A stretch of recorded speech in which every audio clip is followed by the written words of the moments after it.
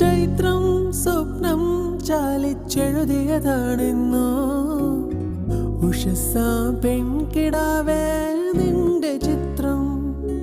ചൈത്രം സ്വപ്നം ചാലിച്ചെഴുതിയതാണെന്നോ ഉഷസാ പെൺകിടാവേ നിന്റെ ചിത്രം. ഇതുവരെ എന്തേ കണ്ടില്ല ഞാൻ കവിളത്തെ സിന്ദൂരത്തിൻ രാഗപരാഗങ്ങൾ. നിന്നിലെ നീഹാര ബിന്ദുവിൽ ഞാൻ സൂര്യനായി വന്നൊളിച്ചിരുന്നേന്നും. ഞാൻ കനവിൽ കണ്ടൊരു കൺമണിയാളിവളാണല്ലോ. എന്നുള്ളു തുടിച്ചതും ഇവളെ കാണാനല്ലോ. പാരീസ് എന്ന മഹാനഗരം, ആകാശത്തിനെ മുത്തമിട്ട് നിൽക്കുന്ന ഈഫിൽ ടവറിന്റെ ജന്മനഗരം. അവിടെയും ഇവിടെയായി കുറേ കപ്പിൾസിനെ നമുക്ക് കാണാം. അവർ പരസ്പരം പ്രണയം പങ്കിടുകയാണ്. എന്നാൽ ചിലയിടത്ത് സൗന്ദര്യ പിണക്കങ്ങളും കാണാം. അപ്പോഴാണ് ആ വീതിയിലൂടെ ഒരു വൈറ്റ് കളർ ഓടിക്കാർ വന്നു നിന്നത്. അതിന്റെ മുൻവശത്തെ സീറ്റിന്റെ ഗ്ലാസ് താഴ്ത്തിക്കൊണ്ട് ഒരു ചെറുപ്പക്കാരൻ പുറത്തേക്ക് നോക്കി. പാരീസിന്റെ ഭംഗി ഒരു കുഞ്ഞിനെ പോലെ നോക്കിക്കൊണ്ടിരിക്കുകയാണ് അവൻ. കാതുകളിൽ ഒരു പെൺകുട്ടിയുടെ സ്വരം ഒഴുകിയെത്തി. അത്രമേൽ പ്രണയം നിറച്ചുകൊണ്ട് അവൾ പാടുകയായിരുന്നു.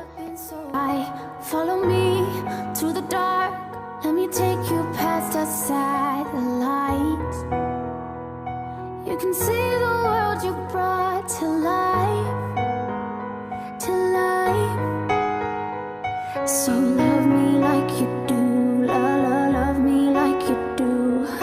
അവൻ അത്രയേറെ പരിചിതമായിരുന്നു ആ പാട്ട്. അതുകൊണ്ട് തന്നെ ആ പാട്ട് പാടുന്ന ആളെ അവൻ കണ്ണെടുക്കാതെ നോക്കി നിന്നു. അരുവി പോലെ ഒഴുകിക്കൊണ്ടിരിക്കുന്ന ശബ്ദം എവിടേക്കും തെന്നിത്തെറിച്ചു പോകുന്നില്ല. അതാ പാട്ടിന് ഭംഗി കൂട്ടി. ഉടഞ്ഞു വീണ ചില്ലു കഷ്ണത്തിൽ സൂര്യപ്രകാശം വന്നടിക്കുന്നത് പോലെ തിളങ്ങുന്ന കണ്ണുകൾ അവനെ അവളിലേക്ക് ആകർഷിക്കാൻ ഇത് തന്നെ ധാരാളമായിരുന്നു. പക്ഷേ അപ്പോഴാണ് അവൻ ശ്രദ്ധിച്ചത് അവളുടെ മുന്നിൽ വെച്ചിരിക്കുന്ന ഒരു ഇരുമ്പ് പാത്രം. അതിൽ പലരും അവളുടെ പാട്ടിനനുസരിച്ച് പണമിടുന്നുണ്ട്. പക്ഷെ മറ്റു ചിലർ അവളുടെ ആ ചെറിയ പാത്രത്തിൽ നിന്ന് തന്നെ മോഷ്ടിക്കുന്നു. അവളൊന്നും പ്രതികരിക്കുന്നില്ല. ഈ കുട്ടി എന്തോ ഒന്നും പറയാതിരിക്കുന്നേ? ഇനി എടുക്കുന്നവർ എടുത്തോണ്ട് പോട്ടെ എന്ന് വെച്ചിട്ടാണോ? ഒന്ന് പോയി നോക്കിയാലോ? പോണോ? പോവാല്ലേ? പോവാ. അതിനിപ്പോ എന്താ പ്രശ്നം? അവൻ അവളുടെ മുന്നിലേക്ക് ചെന്നു. എന്നാൽ ഇതൊന്നും ശ്രദ്ധിക്കാതെ അവൾ പാടിക്കൊണ്ടേയിരിക്കുകയാണ്. ഇത് കണ്ട് അവളെ തന്നെ ആശ്ചര്യത്തോടെ നോക്കി നിൽക്കുകയാണ് ക്രിസ്റ്റി. ഈ കൊച്ചെന്താ എന്നെ നോക്കാത്തെ? അത്ര ബോറാണോ ഞാൻ? ഇല്ലല്ലോ, ലുക്കാണല്ലോ. എന്നിട്ട് എന്താ ആ കൊച്ചു നോക്കാത്തെ? നോക്ക് കുട്ടി, നോക്ക്. ഇതും പറഞ്ഞ് ക്രിസ്റ്റി അവളുടെ മുന്നിലൂടെ തെക്ക് വടക്ക് നടന്നു. എന്നിട്ടോ നോ രക്ഷ. ഇതെന്താ ഇങ്ങനെ എന്ന് സംശയിച്ചു കൊണ്ടവൻ അവന്റെ ഫോൺ എടുത്ത് അവളുടെ ഫോട്ടോ എടുത്തു. അതിനും അവളൊന്നും പ്രതികരിക്കുന്നു കൂടിയില്ല. അവന് സംശയം തോന്നി. അവളുടെ മുഖത്തിന് മുന്നിൽ കൈവച്ചു അങ്ങോട്ടും ഇങ്ങോട്ടും ഇളക്കി. അവന് മനസ്സിലായി ഷീ ഈസ് ബ്ലൈൻഡ്. അവൻ ഒരു നിമിഷം വിഷമിച്ചു. നല്ലൊരു ശബ്ദമുണ്ടായിട്ടും അവൾക്ക് ദൈവം കാണാനുള്ള കഴിവ് എന്താ കൊടുക്കാത്തെ എന്നവൻ ചിന്തിച്ചു. ക്രിസ്റ്റി അവന്റെ വാലറ്റ് എടുത്ത് അതിൽ നിന്നും പൈസ എടുത്ത് അവളുടെ മുന്നിലുള്ള പാത്രത്തിൽ ഇട്ടുകൊടുത്തു. ശേഷം തിരിഞ്ഞു നടന്നു. പകുതി വെച്ചവൻ തിരിഞ്ഞു അവളെ ഒന്ന് നോക്കി. നേർത്ത പുഞ്ചിരി അവനിൽ വിരിഞ്ഞിരുന്നു. തിരിഞ്ഞുകൊണ്ട് മുന്നോട്ടവൻ നടന്നു.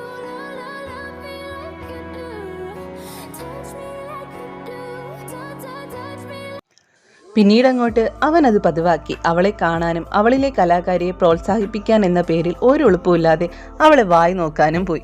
ഒരു വേള അവളിലെ ഈണമാകാനും താളമാകാനും ശ്രുതിയാകാനും അവൻ ആഗ്രഹിച്ചു. അതിൻ്റെ ഭാഗമെന്നോളം ഒരിക്കൽ പാട്ടെല്ലാം കഴിഞ്ഞ് അവൾ പോകുന്നതിന് പുറകെ അവനും വെച്ചുപിടിച്ചു. ചുരുക്കി പറഞ്ഞാൽ അവൻ അവളെ ഫോളോ ചെയ്തു. അവൻ്റെ കാറ് ചെന്ന് നിന്നത് ഒരു ഓർഫനേജിന് മുന്നിലാണ്.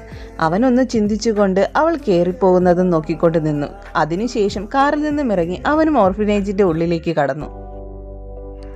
ഇവിടെ ആരെയും കാണാനില്ലല്ലോ. പെട്ടെന്ന് ഒരു കൈ അവന്റെ ഷോൾഡറിൽ പതിച്ചു. അയ്യോ, ആ ഓർഫനേജിലെ മദർ ആയിരുന്നു. എന്താ? അത് പെട്ടെന്ന് പേടിച്ചു പോയി. ഇയാൾ ആരാ? ഇതിനു മുന്നേ ഇവിടെ കണ്ടിട്ടില്ലല്ലോ. ഞാൻ ചുമ്മാ. വെറുതെയോ? ഓർഫനേജിലോ? അത് എന്റെ ഭാര്യക്ക് കുട്ടിയെ വേണമെന്ന് പറഞ്ഞു. നശിപ്പിച്ച് വേറൊന്നും പറയാൻ കിട്ടിയില്ല. ഇയാൾക്കോ? അതെ, കല്യാണം അതൊക്കെ വളരെ പെട്ടെന്ന് തന്നെ കഴിഞ്ഞു. അങ്ങനെ വെറുതെ തരാനൊന്നും പറ്റില്ല. ഭാര്യയെ കൊണ്ടുവരണം. ആണല്ലേ? അത് മദർ, ആ കുട്ടിയെ ഞാൻ ഈഫിൽ ടവറിന്റെ അടുത്ത് വെച്ച് കണ്ടിട്ടുണ്ട്. ഇവിടുത്തെ കുട്ടിയാണോ അത്? അതെ, അവൾ ഇവിടത്തെ കുട്ടിയാ. കണ്ണ് കാണില്ലല്ലേ? ആ, അവൾക്ക് കണ്ണ് കാണില്ല. 4 വയസ്സ് വരെ കാണായിരുന്നു. ഇവിടുത്തെ കുട്ടികളെ അധ്വാനിക്കാതെ ഒന്നും വെറുതെ കിട്ടില്ല എന്നുള്ള പാഠം പഠിപ്പിക്കാനാ അവൾ ഇങ്ങനെ പാട്ട് പാടുന്നതൊക്കെ. ഓ, ആ കുട്ടിയുടെ നെയിം എന്താ? ഇംഗ്ലീഷ് മാത്രമേ അറിയൂ? അല്ല, ഇംഗ്ലീഷ് പാട്ട് മാത്രം പാടുന്നത് കേട്ടിട്ടുള്ളൂ. അതുകൊണ്ട് ഒന്ന് അറിയാൻ വേണ്ടി ചോദിച്ചതാ. അവളുടെ നെയിം ക്രിസ്റ്റൽ. ക്രിസ്റ്റൽ? ഇൻട്രസ്റ്റിംഗ്. ഏയ്, അങ്ങനല്ല. അവൾക്ക് മലയാളം എല്ലാം നന്നായിട്ട് അറിയാം. ഇവിടെ കൂടുതൽ ഇംഗ്ലീഷുകാരല്ലേ, അതുകൊണ്ടാ ഇംഗ്ലീഷ് പാട്ട് പാടുന്നേ. അല്ല, കുട്ടിക്ക് വേണ്ടത് ഒരു കുട്ടിയല്ലേ, എന്നിട്ട് അന്വേഷിക്കുന്നത് ക്രിസ്റ്റലിനെ കുറിച്ചാണല്ലോ.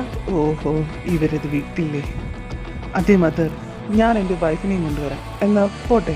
അവൻ പോയ വഴിയെ നോക്കി മദർ ഒന്ന് ചിരിച്ചു. മദറിന്റെ കാര്യം മനസ്സിലായി.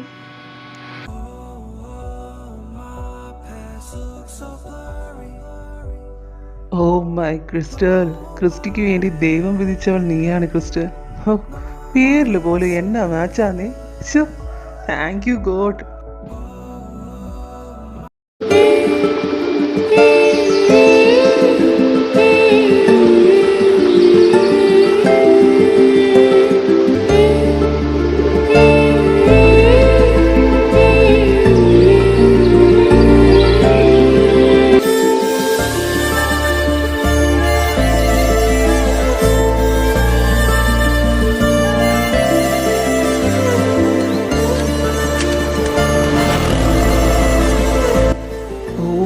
ശരിക്കും ഒരു ക്രിസ്റ്റൽ പോലെ തന്നെ. എന്ത് തിളക്കം അവളുടെ കണ്ണുകൾക്ക്. അപ്പോഴാണ് അവൻ അവളുടെ അടുത്ത് നിറയെ പൂക്കൾ വിൽക്കുന്ന ഒരു സ്ത്രീയെ കണ്ടത്. അവൻ അവരുടെ അടുത്ത് ചെന്ന് പല വർണ്ണങ്ങളിൽ, പല ഭംഗിയിൽ, രൂപത്തിൽ, നാമത്തിലിരിക്കുന്ന പൂക്കളെ അവൻ വീക്ഷിച്ചു. പെട്ടെന്നൊരു പൂവിൽ അവൻ്റെ കണ്ണുകൾ ഉടക്കി. അവൻ്റെ ചുണ്ടിൽ ചെറു പുഞ്ചിരി വിരിഞ്ഞു. അവൻ ആ പൂവ് ആ സ്ത്രീയുടെ കയ്യിൽ നിന്നും ചോദിച്ചു മേടിച്ചു. ആ പൂവിൻ്റെ തണ്ടിൽ അവൻ അവൾക്കായി കരുതി വെക്കാറുള്ള പണം ചുരുട്ടിപ്പിടിച്ചു. അവൻ അവളുടെ അടുത്തേക്ക് ചെന്ന് അവളുടെ മുന്നിലിരിക്കുന്ന പാത്രത്തിൽ അത് വെച്ചു. സമയം കടന്നു പോകവേ സൂര്യൻ ഓറഞ്ച് ചായം പരത്തി നിൽക്കുകയാണ്. ക്രിസ്റ്റൽ എന്നും പോകുന്ന പോലെ അവളുടെ മുന്നിലിരിക്കുന്ന പാത്രത്തിലെ പൈസ എടുത്തു. എന്നാൽ അവളുടെ വിരലുകൾക്ക് വേറെന്തോ കൂടി അറിയാൻ സാധിച്ചു. അവൾ അതെടുത്തു. അതിനെ മുഴുവനായി വിരൽ കൊണ്ട് തലോടി. ഒരു പൂവാണെന്ന് അവൾക്ക് മനസ്സിലായി. ഏത് പൂവാണെന്നറിയാൻ അവൾ അതിനെ മൂക്കിനോട് അടുപ്പിച്ചു. അത്രമേൽ പ്രിയപ്പെട്ട ഗന്ധം. അത് ലാവണ്ടർ പൂവാണെന്ന് അവൾക്ക് മനസ്സിലായി. അവളുടെ ചുണ്ടിൽ സന്തോഷത്തിന്റെ ഒരു പുഞ്ചിരി വിരിഞ്ഞു. തണ്ടിൽ വേറെന്തോ കൂടിയുണ്ട് എന്ന് അവൾക്ക് മനസ്സിലായി. തണ്ടിലെ പൈസയിലേക്ക് വിരലുകൾ പതിക്കവേ അവൾ തണ്ടിൽ നിന്നും പൈസയെ മോചിപ്പിക്കാതെ തന്നെ വീട്ടിലേക്ക് പോയി. ഇതെല്ലാം ഒരു സൈഡിൽ നിന്ന് നോക്കി കാണുകയായിരുന്നു ക്രിസ്റ്റി. അവളുടെ ചുണ്ടിൽ വിരിഞ്ഞ നറുചിരി അത് അവനുള്ള സമ്മാനമാണെന്ന് അവൻ തിരിച്ചറിഞ്ഞു. ദിവസങ്ങൾ കടന്നുപോയി. ക്രിസ്റ്റി അവൾക്കായി ലാവണ്ടർ പൂക്കൾ വാങ്ങുന്നത് ഒരു ശീലമാക്കി. തൊട്ടടുത്ത് നിൽക്കുന്ന സ്ത്രീയുടെ കൈകളിൽ നിന്നും പൂ മേടിക്കുന്ന അവന്റെ ശബ്ദം അവളും ശ്രദ്ധിച്ചു തുടങ്ങി. അങ്ങനെ ഒരു ദിവസം അവൾ പാത്രത്തിൽ കൈവയ്ക്കവേ പൂവൾക്ക് കിട്ടി. പതിവ് ചിരി മുഖത്തുണ്ടായിരുന്നു. എന്നാൽ പൂവിനെ തലോടവേ തണ്ടിൽ പണത്തിനു പകരം വേറെ എന്തോ ആണെന്ന് അവൾക്ക് മനസ്സിലായി. അവൾ തണ്ടിൽ നിന്ന് ആ പേപ്പർ കഷ്ണത്തെ വേർപെടുത്തി പൂവ് മുന്നിലെ ഇരുമ്പ് പാത്രത്തിൽ വെച്ച ശേഷം അവൾ ആ പേപ്പറിലൂടെ വിരലോട്ടിച്ചു. ചിരിയും അതുപോലെ തന്നെ അവളുടെ കണ്ണുകളിൽ നിന്നും ഒരിറ്റ് കണ്ണുനീരും വന്നു. അവൾക്ക് പരിചിതമായ ഭാഷയിൽ ഒരു മലയാളം പാട്ട് പാടുമോ എന്ന് ക്രിസ്റ്റി എന്നായിരുന്നു അതിൽ.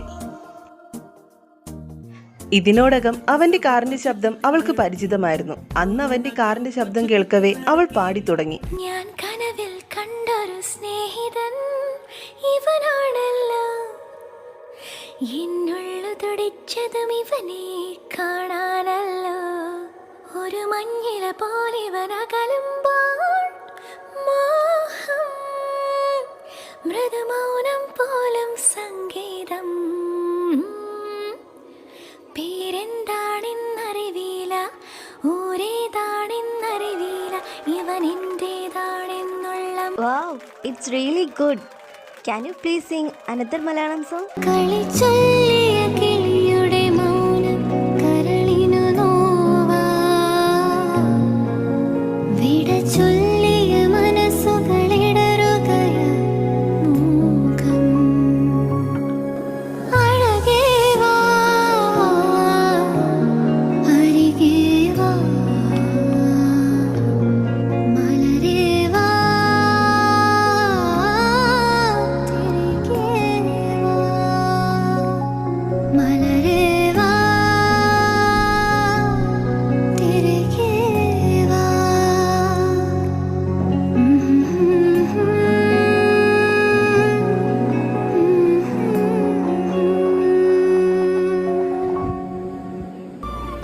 കേൾക്കവേ അവന്റെ കണ്ണുകൾ വിടർന്നു. ശരിക്കും അവർക്ക് വേണ്ടി ഉടലെടുത്തതാണ് ആ പാട്ടെന്ന് അവന് തോന്നി. അന്നും അവൻ അവൾക്കായി ഒരു പൂവും നോട്ടും വെച്ചു. അതിലിങ്ങനെ എഴുതിയിരുന്നു: thank you crystal for your song and your priceless smile. അത് വായിക്കവേ അവളിൽ വീണ്ടും ഒരു ചിരി വിരിഞ്ഞു. മുന്നോട്ടും ഇത് തുടർന്നുകൊണ്ടേയിരുന്നു. സംസാരം മുഴുവൻ ഒരു നോട്ടിലൂടെ ആയിരുന്നു. അവൾക്കുള്ളിലും പ്രണയമെന്ന വികാരം കടന്നുകൂടിയിരുന്നു. പാരീസും ലാവണ്ടർ പൂക്കളും അവരുടെ പ്രണയത്തെ മതിമറന്ന് നോക്കി നിന്നു. ദിവസങ്ങൾ വീണ്ടും കടന്നുപോയിക്കൊണ്ടേയിരുന്നു. അവരുടെ പ്രണയം അത് ലാവണ്ടർ പൂക്കളാൽ മൂടപ്പെട്ടു കഴിഞ്ഞു. പിന്നീട് അങ്ങോട്ട് ക്രിസ്റ്റിയുടെ കാറിന്റെ ശബ്ദം കേൾക്കാൻ അവൾ കാതോർത്തിരിക്കും, അവന്റെ ഓരോരോ ചെറിയ നോട്ടുകൾക്ക് വേണ്ടിയും. ഇതിനോടകം തന്നെ കുഞ്ഞു കുഞ്ഞു നോട്ട്സിലൂടെ അവർ ഏറെ അടുത്തു കഴിഞ്ഞിരുന്നു. അങ്ങനെ ഇരിക്കെ ഒരു ദിവസം വൈകുന്നേരം അവൾ അവന് വേണ്ടി കാത്തുനിന്നു. അവന്റെ കാർ വരുന്ന സമയം കഴിഞ്ഞിട്ടും അവനെ കണ്ടില്ല. അവളുടെ മുഖമാകെ കാർമേഘം കൊണ്ട് മൂടപ്പെട്ട പോലെ മങ്ങി. പെട്ടെന്ന് കാറിന്റെ ശബ്ദം കേട്ടു. അവൾ ഏറെ സന്തോഷിച്ചു. മുഖത്ത് ചിരി വിരിഞ്ഞു. പക്ഷേ അടുത്ത സെക്കൻഡിൽ തന്നെ ആ ചിരി മാഞ്ഞു. ഒരു കാർ മറ്റൊരു വണ്ടിയുമായി കൂട്ടിയിടിച്ച ശബ്ദം അവളുടെ കാതുകളിൽ പതിച്ചു. പലരും ആക്സിഡന്റ് ആയ ഭാഗത്തേക്ക് ഓടിപ്പോകുന്നത് പോലെ അവൾക്ക് അനുഭവപ്പെട്ടു. അവളുടെ ഹൃദയത്തിന്റെ താളം നിലച്ചതുപോലെ അവൾക്ക് തോന്നി. അവൾ സ്റ്റിക്കുമായി ആളുകളുടെ ശബ്ദം കേൾക്കുന്ന ഭാഗത്തേക്ക് നടന്നു. ഒരു വിറയിൽ അവളുടെ ശരീരമാകി മൂടി. സ്ഥലത്തെത്തിയ അവളുടെ സ്റ്റിക്ക് അവളോട് നീതി പുലർത്താതെ മറ്റാരിലോ നശിക്കപ്പെട്ടു. അവൾ മുട്ടുകുത്തിയിരുന്നു. ചില്ലുകഷ്ണങ്ങൾ സൂര്യപ്രകാശം വന്ന് അടിച്ച പോലെ തിളങ്ങുന്ന അവളുടെ കണ്ണുകളിൽ നിന്ന് നീർത്തിളക്കം സ്ഥാനം പിടിച്ചു.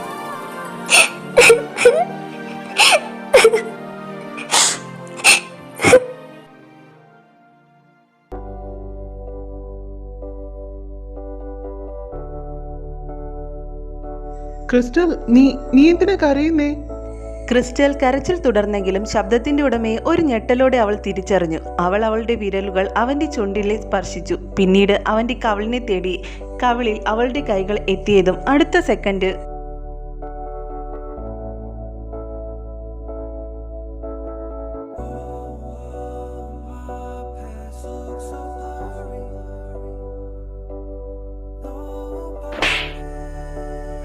ആരും പേടിക്കേണ്ട, ക്രിസ്റ്റൽ അവളുടെ കൈപ്പത്തി കൊണ്ട് ക്രിസ്റ്റിയുടെ കവിളിൽ ഒരു ടാറ്റു പതിപ്പിച്ചത്. എന്തിനാ ഇതെന്നുള്ള അർത്ഥത്തിൽ ക്രിസ്റ്റി അവളെ നോക്കി. സംഭവം മനസ്സിലാക്കി വന്നപ്പോഴേക്കും പടേന്ന് അടുത്തതും പൊട്ടി. ഇതെന്തിനാ എന്ന നിലയ്ക്ക് ക്രിസ്റ്റി അവളെ നോക്കി. അത് മനസ്സിലായെന്ന പോലെ അവള് പറഞ്ഞു: പോയി ആക്സിഡന്റ് അയാളെ രക്ഷിക്ക്, അയാളെ പോയി രക്ഷിക്കേ. അവൻ രക്ഷിക്കാൻ പോയി. ആംബുലൻസും മറ്റാളുകളും പിരിഞ്ഞു പോകുന്ന ശബ്ദം കേൾക്കവേ അവൾ തന്റെ സാധനങ്ങൾ വെച്ചിരുന്ന സ്ഥലത്തേക്ക് പോയി. അവൾ പോവാൻ നിന്നതും അവളുടെ കൈകളിലേക്ക് ഒരു ലാവൻഡർ പൂവ് ആരോ വെച്ചു കൊടുത്തു. അതാരാണെന്ന് മനസ്സിലാക്കാൻ അവൾക്ക് സെക്കൻഡ് പോലും വേണ്ടി വന്നില്ല. ക്രിസ്റ്റി, ഇതിനു വേണ്ടിയല്ലേ നീ നോക്കിയിരുന്നേ? നീ എന്തിനാ കരഞ്ഞേ? അത് ഞാൻ വിചാരിച്ചു ഞാനാണെന്ന്. അല്ലേ? അല്ല, ഞാനായിരുന്നു എങ്കിലോ? നേരത്തെ 2 കിട്ടിയില്ലേ, അതുപോലെ ഇനിയും വേണോ? വേണ്ട. ഒരിക്കല് ഞാൻ പാട്ടുപാടി കഴിഞ്ഞ് പോകാൻ നേരത്ത് എൻ്റെ മുന്നിലിരുന്ന പാത്രത്തില് ഒരു ലാവണ്ടർ പൂവിനൊപ്പം എനിക്കൊരു നോട്ട് കിട്ടി. അത് വായിച്ചപ്പോൾ ഞാൻ ഒരുപാട് സന്തോഷവതിയായിരുന്നു. കാരണം ആരും എൻ്റെ പാട്ട് കേട്ടിട്ടല്ല പൈസ തരുന്നത്, സൗഹൃദാപം കൊണ്ടായിരുന്നു. എനിക്കറിയാം പലരും പൈസ കൊണ്ടുപോകുന്നതും, ഞാൻ അറിയുന്നുണ്ടായിരുന്നു. പക്ഷേ ആദ്യമായിട്ടാ ഒരാൾ എന്നോടൊരു പാട്ട് പാടാൻ ആവശ്യപ്പെടുന്നത്. അത് എനിക്കൊരു അംഗീകാരം പോലെ ആയിരുന്നു. അന്ന് മുതൽ ഞാൻ അന്വേഷിക്കുകയായിരുന്നു കുട്ടികളാൽ എഴുതപ്പെട്ട ആ പേരിനുടമയെ. കാറിൻ്റെയും പൂ വാങ്ങുന്ന ചേച്ചിയോട് സംസാരിക്കുന്ന ആളുടെ ശബ്ദവും ഞാൻ നോട്ടീസ് ചെയ്തു. എന്തോ ആ ശബ്ദത്തിനുടമ എന്നും എൻ്റെ കൂടെ വേണമെന്ന് എന്നുള്ളിൽ കണ്ണായിട്ടും എൻ്റെ ഈണമായിട്ടും താളമായിട്ടും ശ്രുതിയായിട്ടും ഒക്കെ എൻ്റെ കൂടെ തന്നെ വേണമെന്ന് തോന്നിപ്പോവുക. മദറിനോട് എന്നെക്കുറിച്ച് അന്വേഷിച്ചത് ഞാൻ അറിഞ്ഞിരുന്നു. ഇനിയെങ്കിലും എന്നെ അറിയിച്ചൂടെ ആ ഇഷ്ടം?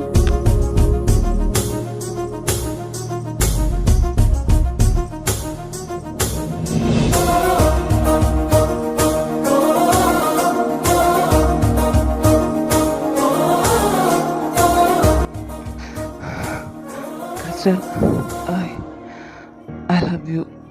Be mine. ഈ ജന്മം നീ വേണം എൻ്റെ കൂടെ.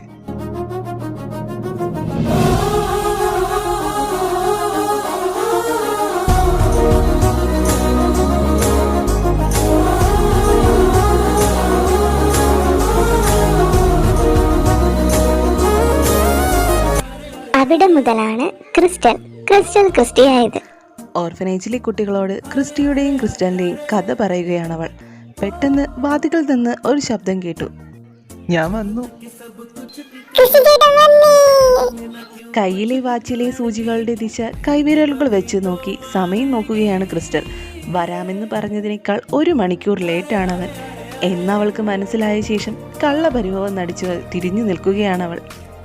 ക്രിസ്റ്റി അവളുടെ അടുത്തേക്ക് ചെന്ന് കുട്ടികളോടായി ചോദിച്ചു, നിങ്ങളുടെ ചേച്ചിക്ക് ഇത് എന്തു പറ്റി? കടന്നൽ വല്ലതും കുത്തിയോ? ഓ ശരിയാണല്ലോ ക്രിസ്റ്റൽ, ഇത് ആദ്യമായിട്ടൊന്നും അല്ലല്ലോ, നീ ക്ഷമിക്കടി. Hello Christy. അവൻ തൻ്റെ കയ്യിൽ ഒളിപ്പിച്ചിരുന്ന ലാവണ്ടർ പൂക്കളുടെ ബൊക്കെ അവൾക്ക് നേരെ നീട്ടി. അത് മതിയായിരുന്നു അവളുടെ പിണക്കം മാറാൻ. അവളുടെ ചുണ്ടുകൾ വിടർന്നു. അവൻ ഇന്ന് നൽകുന്ന ചിരി അവൾ അത് അവന് നൽകി. ഇനി പോവാം. അവൻ്റെ കൈ കോർത്തു പിടിച്ച് അവൾ നടന്നു. മറുകൈയിൽ അവരുടെ പ്രണയത്തിന് തുടക്കം മുതൽ കാവലുണ്ടായിരുന്ന ലാവണ്ടർ പൂക്കളാൽ തീർത്ത ബൊക്കയും ഉണ്ടായിരുന്നു. வீசும் வெளிச்சத்திலே துகளாய் நான் வருவேன், பேசும் வெண்ணிலவே உனக்கே ஒளி தருவேன். அட அடடடடா